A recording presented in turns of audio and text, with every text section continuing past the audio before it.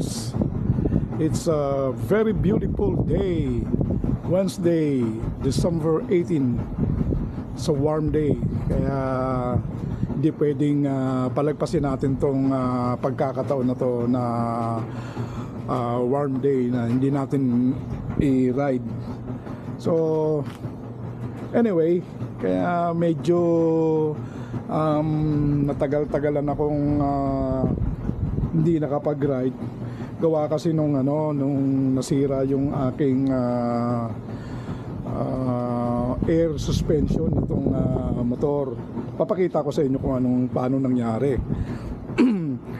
So eto, mabuti na lang nakabili ako nitong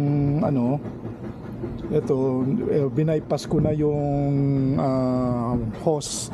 Meron dito yung hose magkabilaan, kasi itong ating shock absorber ay meron siyang hangin at saka oil. So the same time, nung nasira siya ay pinalitan ko na rin siya ng oil, suspension oil. Papakita ko mamaya yung oil na ginamit ko. So anyway, ito yung mga na nasira, at saka yung inalis ko na, binaypas ko na.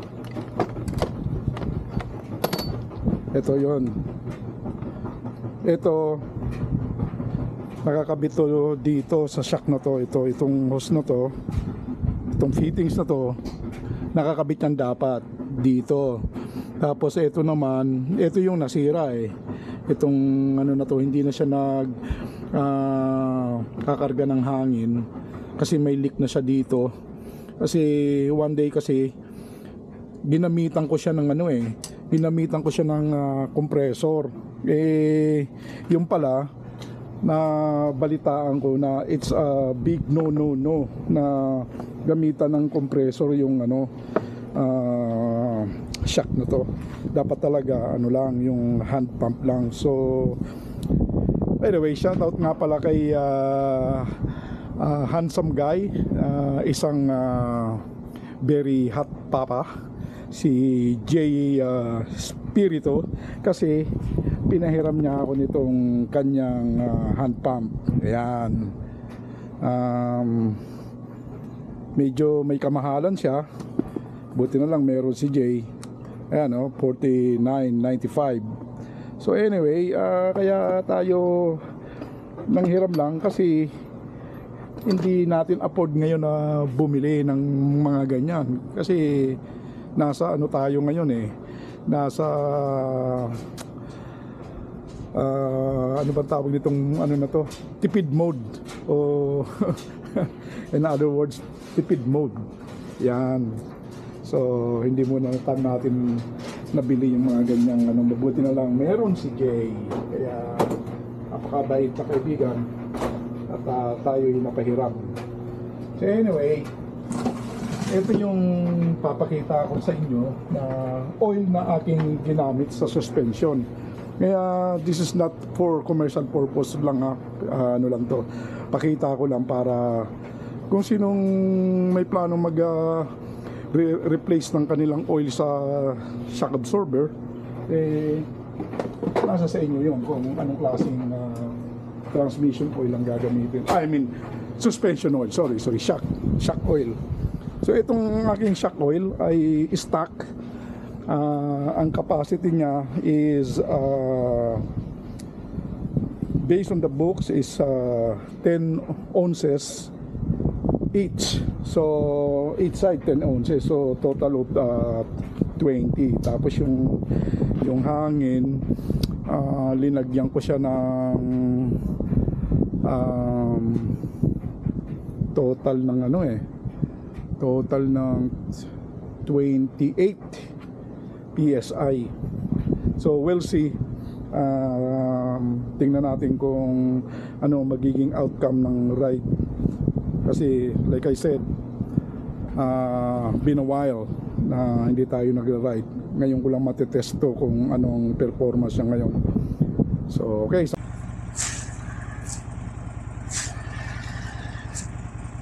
Okay folks, let's go. I can't believe it's 82 degrees pala ngayon. Kaya napakaganda, napaka-warm. Bihirang-bihirang mangyari yan dito, winter time, bago 82 degrees. Mga nakaraang weeks, talagang malamig siya. But then ngayon, ganda, 82. So, samantalahin natin, mag-ride tayo.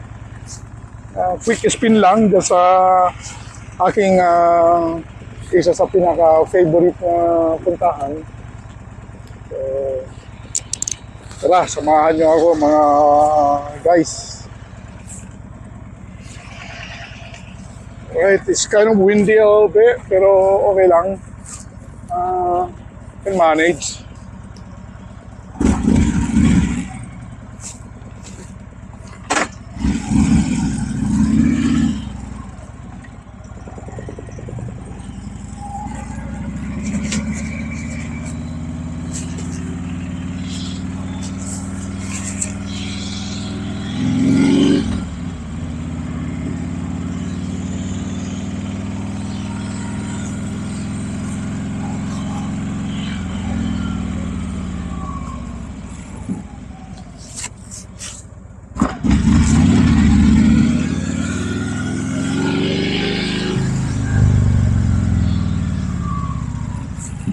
Hindi ko na i-close yung aking tawag nito yung sa leeg. Masabit-sabit pag na lilingon na left and right. Ayan. Anyway, it's okay. Baka magkakali yung leg ko. Huwag nyo masana. Oh wow, beautiful, beautiful day. Ganda.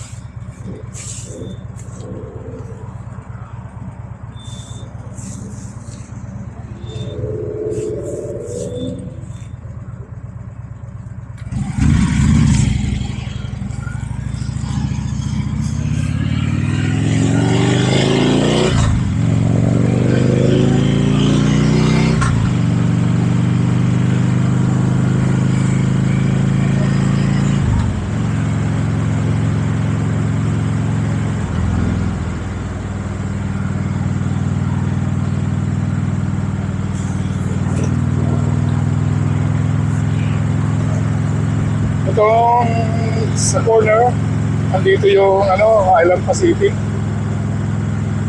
Malapit lang sa bahay. Sometimes nilalakad ko lang yan. Para may konting exercise. Yeah. Ito sa kanan, andito yung Island Pacific. Yan, papasukan ng truck na yan. Here, right there. Pakalapit lang namin sa Island Pacific. Cebu City medyo medyo malayo-layo. Mga 3 miles away.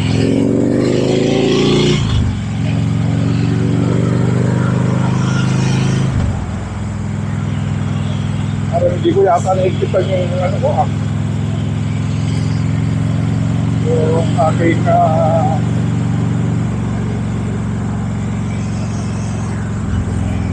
GoPro handle.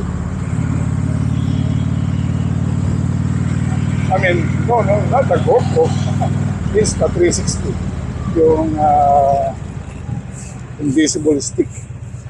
Parang hindi ko yata masyadong nakahigpitan.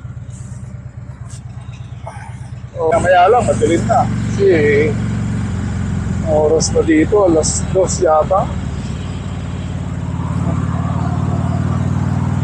Late na tayo ng ride ngayong araw kasi kaninang umaga nag-decide ako na lakad-lakad doon sa park. So nagawa akong mga 1.5 oras ang lakad doon. So I feel good kasi talagang napagpawisan tayo. Kahit pa paano, bihira magpawisan dito eh. Kung talagang di ka mag-workout, di ka magpapawisan.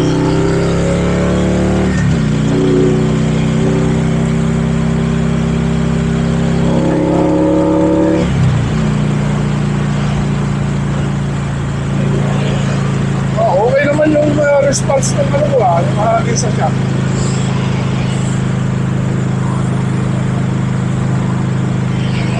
Binabali yung selfie stick. Teka, tatigil tayo.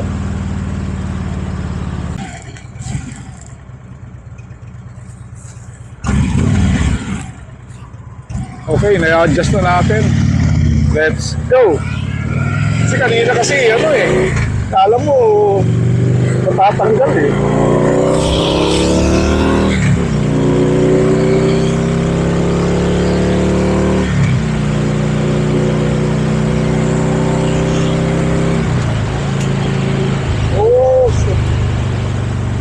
Ano ba?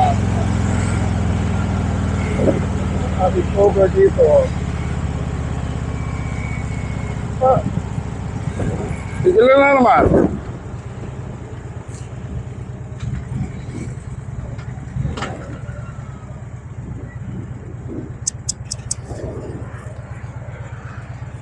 Ayos panay tigil. Yung ano kasi, yung cover ng leg fairing. Ano siya? Kung natanggal, baka ilipad ng hangin, kaya isin muna natin. Ayan. Bakit siya natanggal?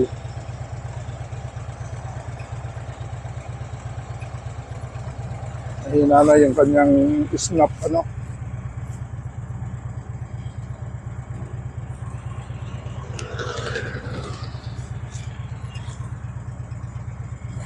Okay. Okay na. Let's go.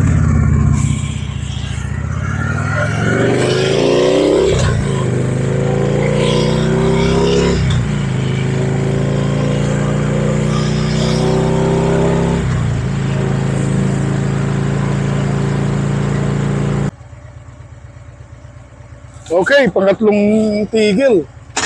Kasi inayos ko ulit yung yung camera, yung stick. Lagay ko okay na ngayon.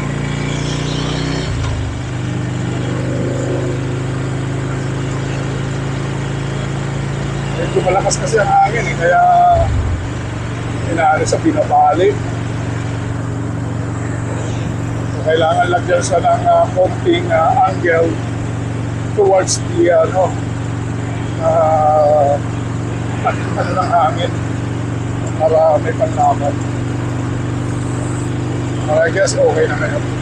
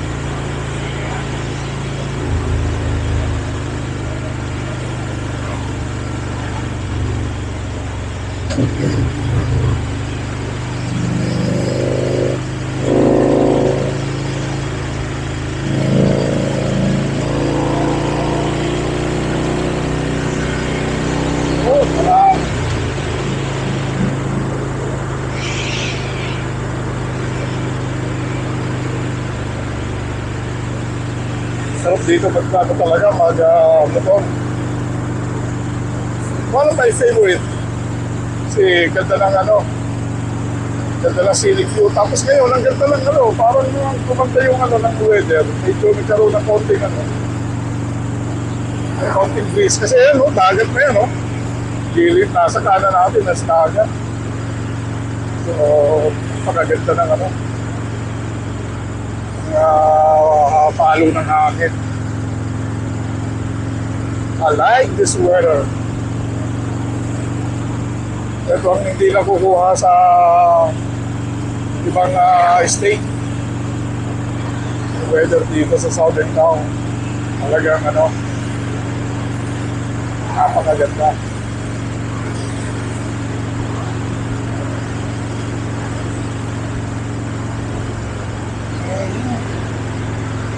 At coming to Biak na pa to, also known Mugurat.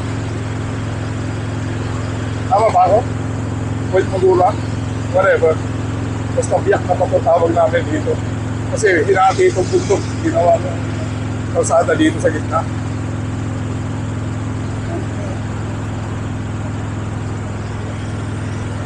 Marami dito nagtatambay. Ayan, oh, may mga ilan-ilan. Sa sightseeing. Pero ako, sawa na ako dyan.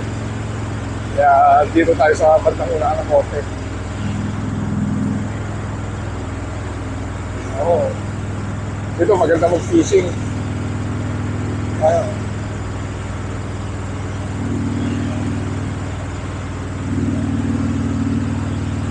Pero pag nag-fishing ka dyan, dapat may permit ka. Permit pa naman ngayon, mahal na yata ang annual license. I think, naririnig ko sa tropa, may higit 40 na. Correct na yung pag-wrong, pero parang ganun nga. Ayaw mo magbayad ng permit, doon ka sa pier. Wala ka namang mahuli. Wala nang isda doon. Kampaan na lang, kaya nga kung sakali makahuli ka doon.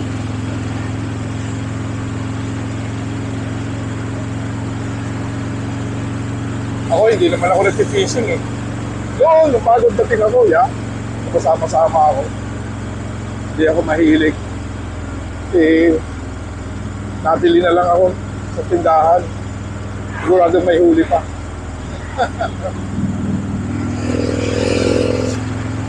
Oh boy.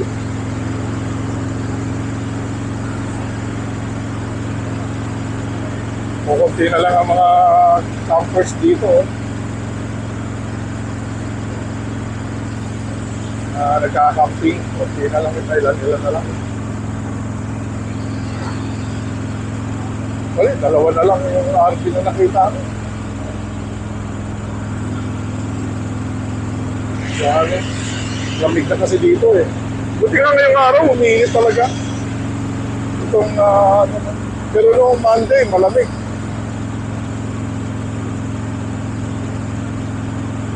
Buti ngayon, medyo maganda. Kaya sinipag tayo short ride. Kahit tayo mag-isa lang.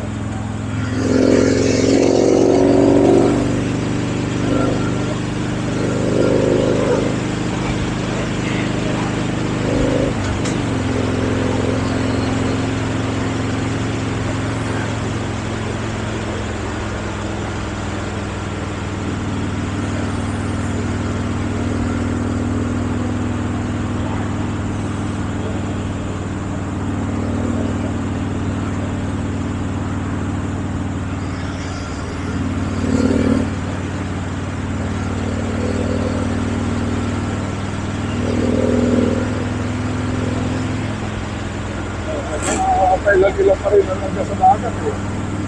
May bilat-bilat.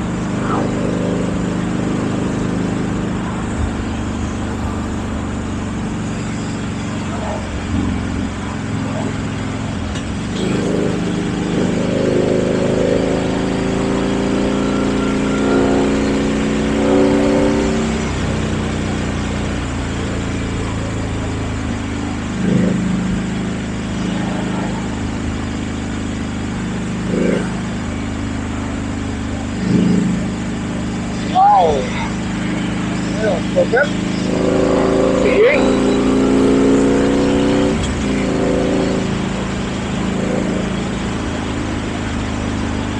If the step is around the corner.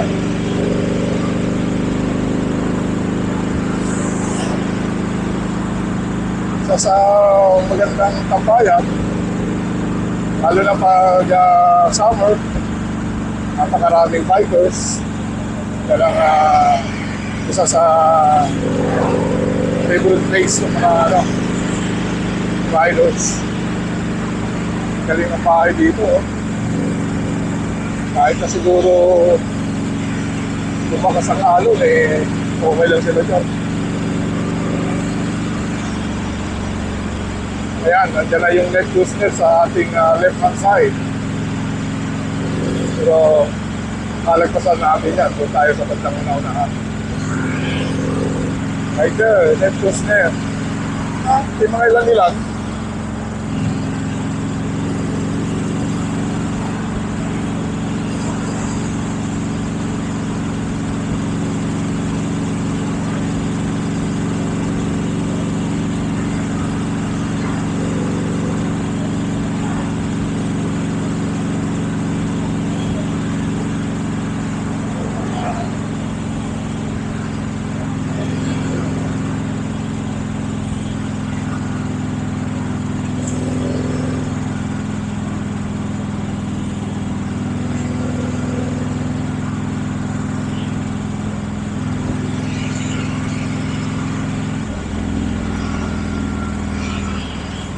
Mga puro yata sarado ah. Yun. Okay dun. Dito tayo.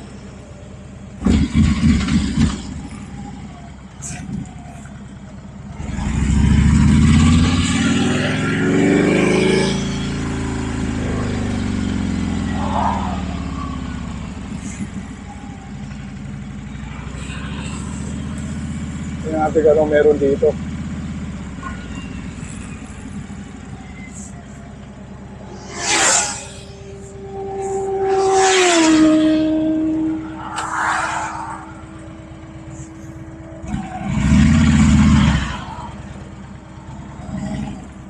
Hindi ko pa napasok to eh.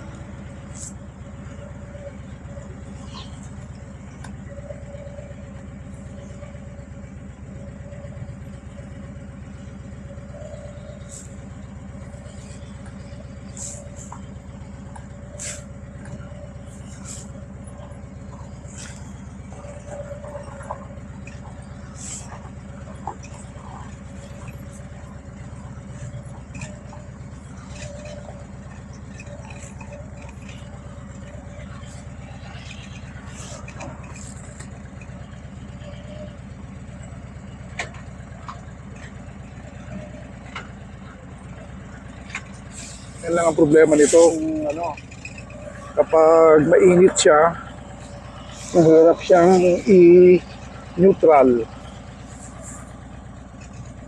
Yan. Oh, boy. Hirap mag-park dito.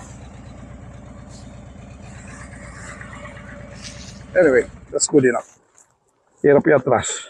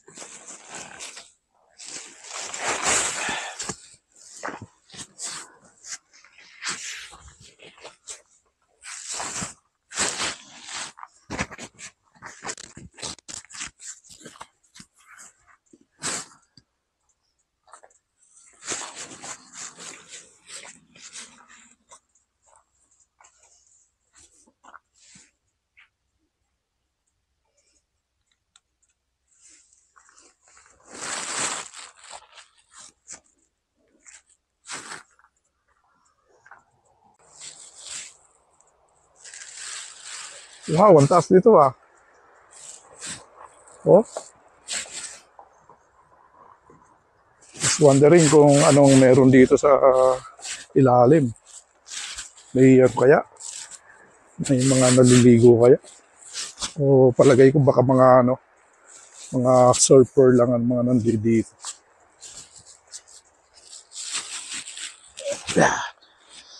Pero nakakahiya yung aking parking. Sinakop natin yung pandalawang sasakyan.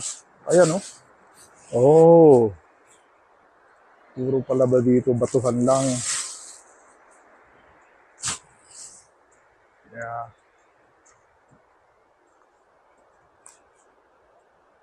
Ang dami sa surfing guy.